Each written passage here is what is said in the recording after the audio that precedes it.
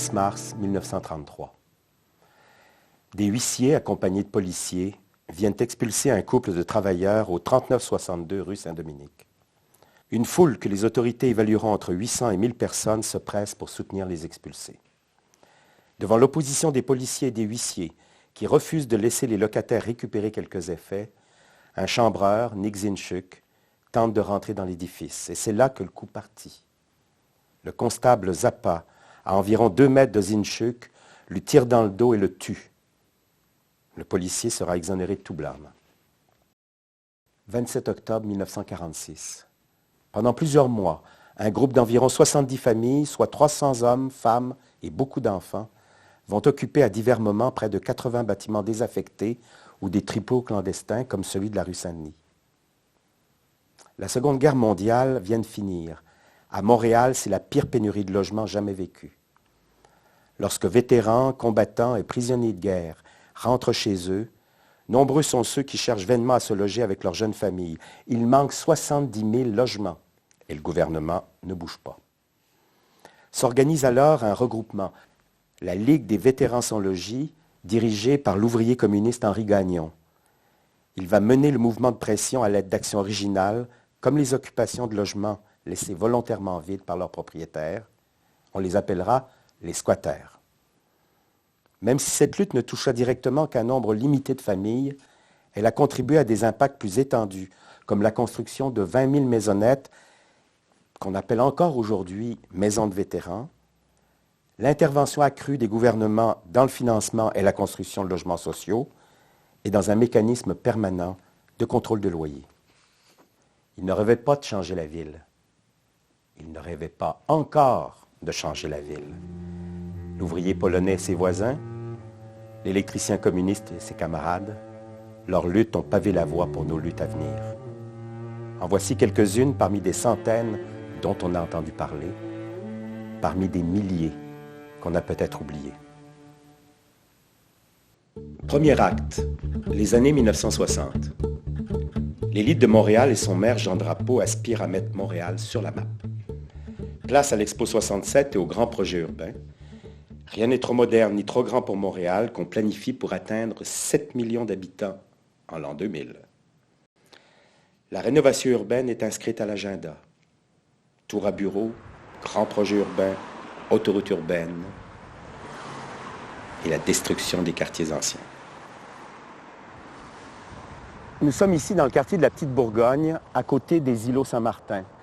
C'est le premier secteur à avoir été réaménagé après la destruction presque complète de cet ancien quartier ouvrier par la ville de Montréal. Et c'est là qu'un des premiers comités de citoyens a mené une série de luttes épuisantes, mais dont nous bénéficions encore aujourd'hui. Quartier de la Petite Bourgogne. Pierre-Éliott Trudeau, Premier ministre du Canada, viendra visiter le chantier des îlots Saint-Martin. Il invite tous les citoyens à une réception prévue au centre communautaire Tyndale House.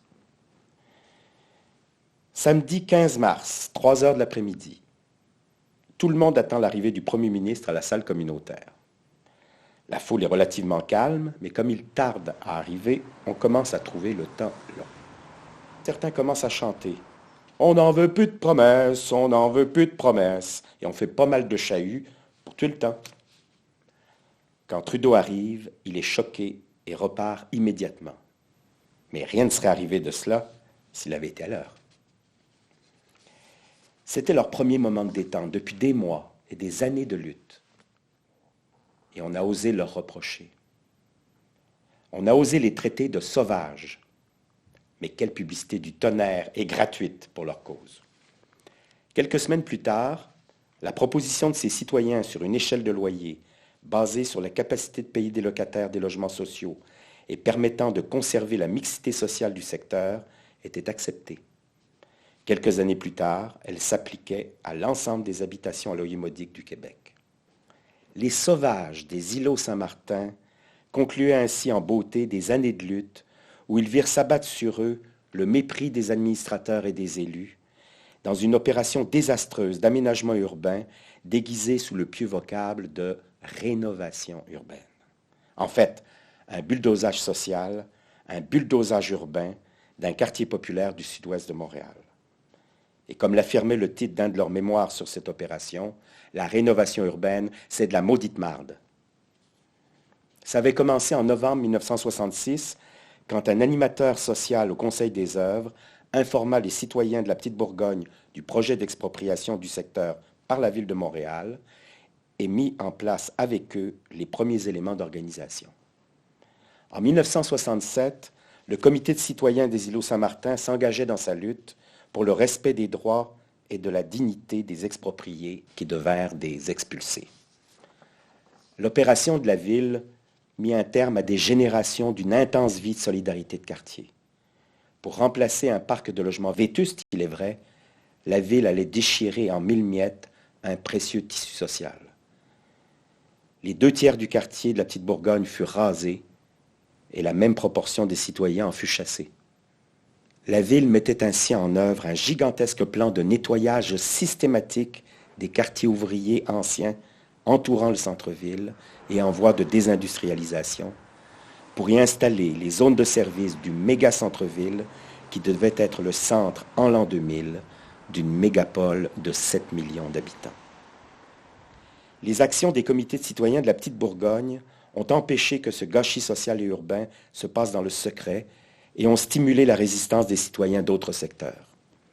Le projet complètement dingue de Drapeau de déplacer des centaines de milliers de personnes pour faire de Montréal une ville moderne où le gratte-ciel triomphant écraserait le patrimoine et où les pauvres iraient se faire voir ailleurs, ne put se réaliser comme ils l'entendaient.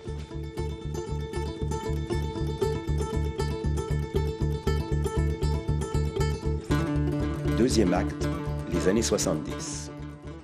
Les citoyens et les citoyennes montent aux barricades. La résistance contre les projets des promoteurs immobiliers tente de protéger les quartiers, de préserver le patrimoine architectural et de maintenir les résidents et les résidentes en place. Et au-delà de la résistance, on crée des alternatives. On est ici dans le quartier Milton Park, où sur une période de presque 20 ans, un comité de citoyens a réussi à bloquer un gigantesque projet immobilier, mais complètement insensé, et ensuite a réalisé un projet non moins gigantesque de coopérative d'habitation à partir des 750 logements littéralement sauvés de la démolition. 19 mai 1972, au carrefour de l'avenue du Parc et de la rue Milton. La veille de la manifestation prévue par le comité des citoyens de Milton Park, le promoteur immobilier Concordia Estate annonça que la démolition du quartier commençait. En effet, on pouvait constater qu'un entrepreneur engageait les travaux préliminaires à la démolition. Le lendemain, les résidents du secteur arrivèrent en grand nombre sur les lieux. L'appel à la mobilisation lancé par le journal de Milton Park avait porté fruit et stimulé les résidents qui, par centaines, squattèrent les maisons barricadées par le promoteur et réussirent à attirer l'attention des médias. Quelques jours plus tard, le 26 mai, le comité de citoyens et ses sympathisants décidèrent d'occuper les bureaux de Concordia Estate. De nombreux militants vinrent soutenir l'occupation et les policiers arrêtèrent tout le monde. Concordia Estate mit les bouchées doubles. Et à la fin de juillet 1972, déjà 255 maisons sur 1000 avaient été détruites. La défaite semblait évidente alors que le promoteur entreprenait la construction de la phase 1 de son projet, que l'on connaît aujourd'hui sous le nom de la Cité. Dès 1958, les promoteurs avaient commencé à acquérir des terrains sous divers noms d'emprunt. 10 ans plus tard, en 1968, ils possédaient la presque totalité des 1000 logements qu'ils convoitaient autour du carrefour des rues Milton et du Parc. Quand on réalisa que ce promoteur était désormais unique propriétaire du secteur, on assista à la montée de la colère des résidents contre les projets de tour. Les citoyens revendiquaient la restauration de leurs maisons, exigeaient de prendre connaissance des plans du projet et voulaient qu'on les implique dans sa planification.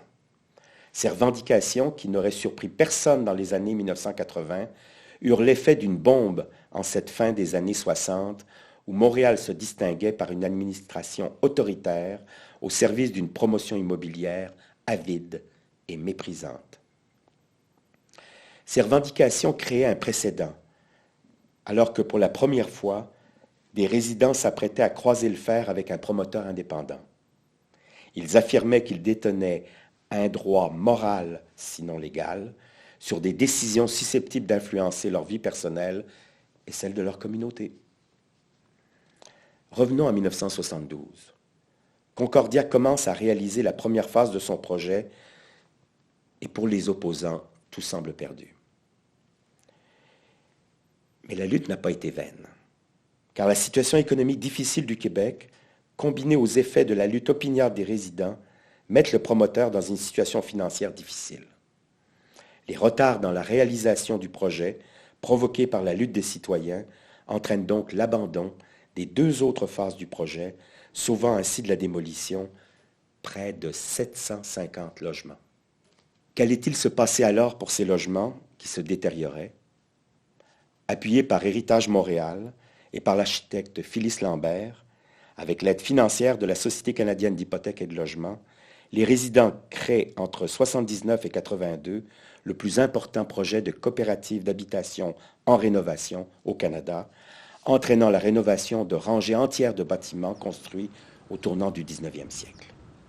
D'autres luttes se menèrent dans les années 70 pour stopper la démolition de plus de 35 000 logements, comme celle par exemple en 1975 sur la rue Saint-Norbert. Ces actions virent des citoyens s'opposer vigoureusement et avec éclat au saccage de l'espace et du patrimoine urbain, au déracinement violent de dizaines de milliers de personnes et à la destruction de plusieurs milieux de vie par l'administration municipale et les promoteurs immobiliers. Elle secoua l'inertie des leaders d'opinion face à l'incroyable mépris de l'administration municipale pour les citoyens et sensibilisa la population aux enjeux du développement urbain sauvage.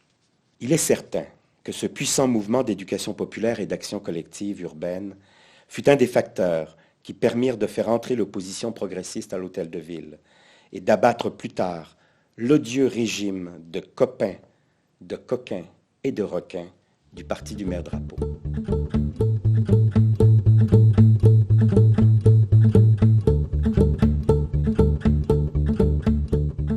Troisième acte, les années 80.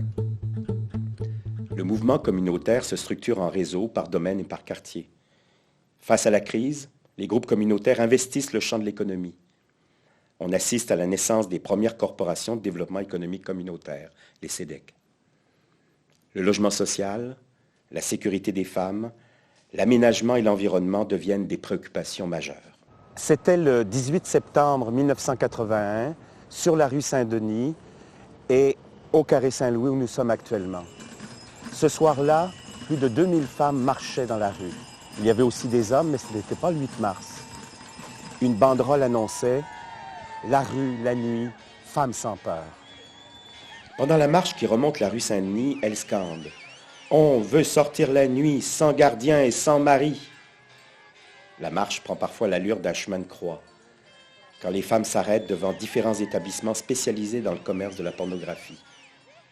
Devant le cinéma Carré Saint-Louis, devenu le théâtre d'aujourd'hui, qui affiche étreinte déchaînée, adolescente devant le plaisir et la grande culbute érotique, les manifestantes vont scander de façon tout à fait appropriée « On en a plein le cul de la pornographie ».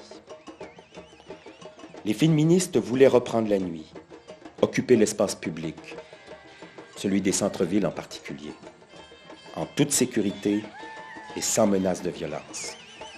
Ce sera le point de départ de nombreuses initiatives pour améliorer la sécurité des femmes en ville.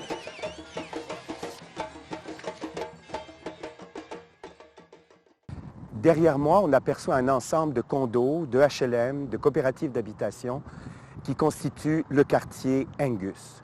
C'est dans ce secteur du quartier Rosemont qu'une vaste coalition d'organismes et de citoyens ont réussi à imposer à la ville sa première consultation publique dans le domaine de l'aménagement, le plus vaste projet de logements sociaux, publics ou communautaires, et un plan d'aménagement fortement inspiré par les citoyens.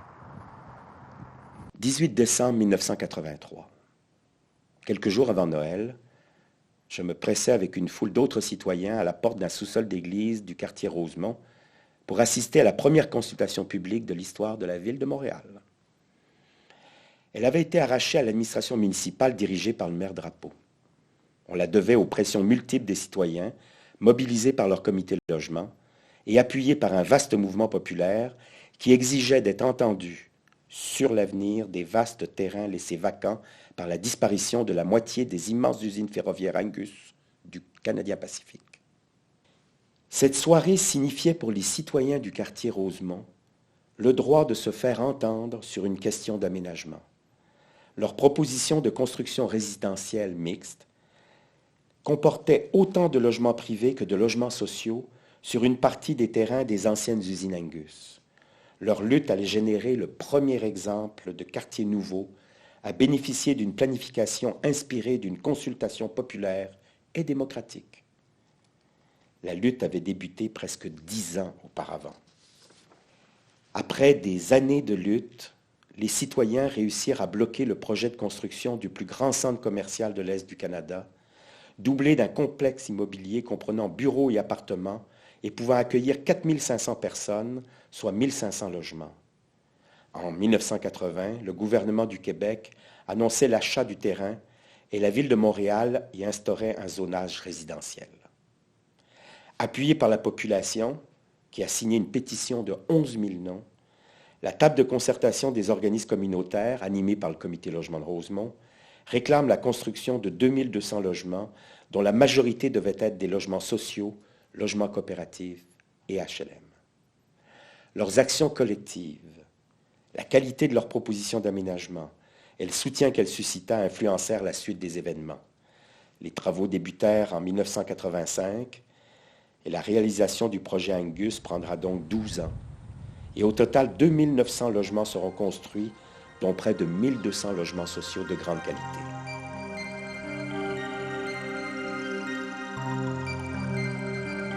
Quatrième acte, les années 1990. Condo, préservatif contre les pauvres. Ça, c'est un slogan qui a surgi sur les murs de nos vieux quartiers qui redevenaient à la mode. Après avoir défendu la population des anciens quartiers industriels, le mouvement populaire s'investit aussi dans la revitalisation socio-économique de ces milieux. Un défi majeur s'impose, penser le développement sans entraîner la gentrification, l'embourgeoisement. La mise en place des instances de consultation publique découle de la pression du mouvement urbain. L'adoption du plan d'urbanisme en 1992 constitue le premier exercice majeur d'implication des Montréalaises et des Montréalais à la gestion et à la planification urbaine. Nous sommes au cœur du complexe Bénifarm, un ensemble d'habitations publiques construites pour les vétérans dans l'après-guerre et qui constituait déjà à l'époque une innovation sociale. Aujourd'hui, grâce aux citoyens de Notre-Dame-de-Grâce, l'innovation continue avec ce développement d'habitations coopératives, de propriétés communautaires et un ensemble qui applique les principes du développement durable. 4 mai 1991. La Société canadienne d'hypothèques et de logement annonce ses projets pour le redéveloppement du complexe résidentiel Bénifarm dans Notre-Dame-de-Grâce. Un ensemble de 64 immeubles, 384 logements, construits après la Seconde Guerre mondiale pour loger les vétérans de l'armée et qui ressemble à une cité-jardin ouvrière. Le projet consiste à relocaliser les derniers ménages résidents âgés dans des bâtiments modernes et accessibles. Le plan de la SCHL exigeait la démolition de tous les bâtiments existants qui auraient été remplacés par de nouvelles constructions financées par la vente des terrains devenus vacants à des promoteurs privés. Les projets de la SCHL suscitent une extrême résistance chez les membres de la communauté de Notre-Dame-de-Grâce, chez les militants et chez les professionnels soucieux de préserver les bâtiments et le patrimoine que représente Bénifarm. Leur argument principal, les bâtiments existants, même s'ils sont vieux, sont en bon état et il est possible de les réparer et de les rénover en ne dépensant que quelques milliers de dollars par unité. À cause des pressions croissantes venant de la communauté, la Société immobilière du Canada s'engage dans des discussions avec les organismes communautaires. En juillet 2002, la Société entreprend donc une démarche pour impliquer la communauté dans l'élaboration du projet de réaménagement du site de Bénifarm. Au début de 2003, la SIC remet un plan d'aménagement aux autorités municipales. Le plan est modifié à plusieurs reprises pour tenir compte des commentaires du public et des exigences de la ville. Le nouvel aménagement offre environ 530 logements abordables destinés à des ménages à revenus modestes et moyens. Les unités locatives, soit environ 200 unités administrées par des coopératives et des organismes sans but lucratif, visent des groupes spécifiques, retraités, jeunes familles, mères célibataires et personnes à mobilité réduite. Le quart du site est réservé aux services à la population du quartier. En ce qui concerne les logements communautaires, coopératives et organismes sans but lucratif, on va voir se développer un projet parmi les plus innovateurs au niveau du développement durable à Montréal et même à l'échelle internationale. Énergie verte Bénifarm est un projet d'architecture urbaine et paysagère qui propose une intégration sans précédent de bâtiments, d'infrastructures et de développement d'habitations sociales et communautaires. Encore un grand projet initié et soutenu par une communauté experte et engagée. 5e acte, les années 2000. Face au déficit démocratique, les mouvements sociaux expérimentent de nouvelles pratiques visant à renforcer le rôle et la place des citoyens et des citoyennes dans la ville. Les opérations populaires d'aménagement, les cafés urbains, les déclarations citoyennes, les forums sociaux et les sommets citoyens de Montréal constituent autant d'initiatives visant à réinventer la démocratie urbaine. Nous sommes au bord du canal de la Chine, à proximité du bassin Peel, le site retenu par le casino et le Cirque du Soleil pour développer un méga projet récréotouristique en profitant en fait du nouvel emplacement du casino ici même.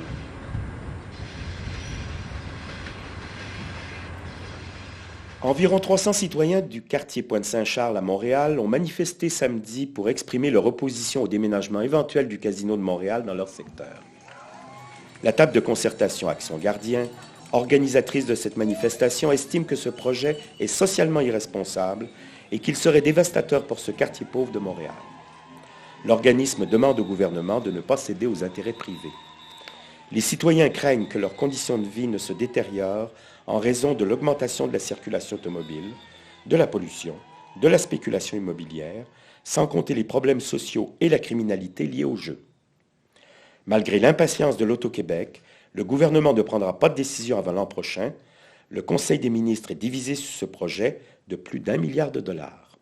29 octobre 2005, un an après l'opération d'aménagement populaire, qui était un exercice de réflexion et de planification collective réalisé par les citoyens du quartier Pointe-Saint-Charles, on était à même de tester concrètement et avec succès la capacité du quartier à analyser un problème, à se faire une idée sur un projet en fonction du bien commun et à se mobiliser pour faire avancer le point de vue retenu. Et le projet de déplacement du casino de Montréal s'insérait dans les grands projets de développement économique de Montréal et du Québec pour positionner la ville face aux grandes métropoles et ainsi faire face à la concurrence. Il comprenait la construction d'hôtels, de restaurants, d'une marina, de salles de spectacle intérieures et extérieures pour le Cirque du Soleil, un luxe estimé à 1,2 milliard de dollars, dont 1 milliard provenant des fonds publics. La table d'Action Gardien s'y est opposée dès le départ. On ne voulait pas la modification du projet, mais bel et bien son annulation complète. Pourquoi? Parce que ça ne représentait pas un projet d'avenir, ni pour le quartier, ni pour le Québec. Le déménagement du casino contribuerait à l'augmentation des problèmes liés au jeu, à la détérioration de la qualité de vie, augmentation de la circulation, augmentation de la criminalité, et à l'augmentation de la spéculation et de la gentrification. Face à l'improvisation du projet, au manque de conviction de ses promoteurs, à ses esquisses quétaines, peu convaincantes, la mobilisation a permis de mettre sur la place publique l'opinion de la population sur le type de développement qu'elle voulait voir se réaliser dans son quartier et de discuter de l'ensemble des enjeux d'aménagement urbain. En février 2006, des rapports de certaines institutions publiques et d'une commission gouvernementale confirment les dires des opposants, en affirmant même que ce serait la pire place pour construire un tel établissement et que le montage financier ne tenait pas la route. Peu après, en mars 2006, le Cirque du Soleil quitte le bateau et le projet tombe. C'est le mouvement populaire qui a accroché le grelot et poussé l'opinion publique, les médias, les experts et même le gouvernement à soulever la couverte qui dissimulait ce projet mal préparé mais présenté comme le projet du siècle. Ce projet de déménagement du casino illustre à merveille les deux visions du développement qui s'affrontent à Montréal. D'une part, celle promise par les grands acteurs économiques qui vise à situer Montréal sur l'échiquier mondial en y attirant de grands investissements. D'autre part, la vision promise par les acteurs du milieu qui se mobilisent dans une perspective locale axée sur les besoins des populations et qui sont eux-mêmes porteurs et promoteurs de certains projets de développement. Qu'on se le dise, derrière les portes closes et capitonnées des officines de l'administration publique, parapublique ou des promoteurs privés, Montréal ne se fera pas sans la participation des citoyennes et des citoyens. Depuis plus de 40 ans, ils ont repéré où étaient les clés de la ville et ils savent s'en servir.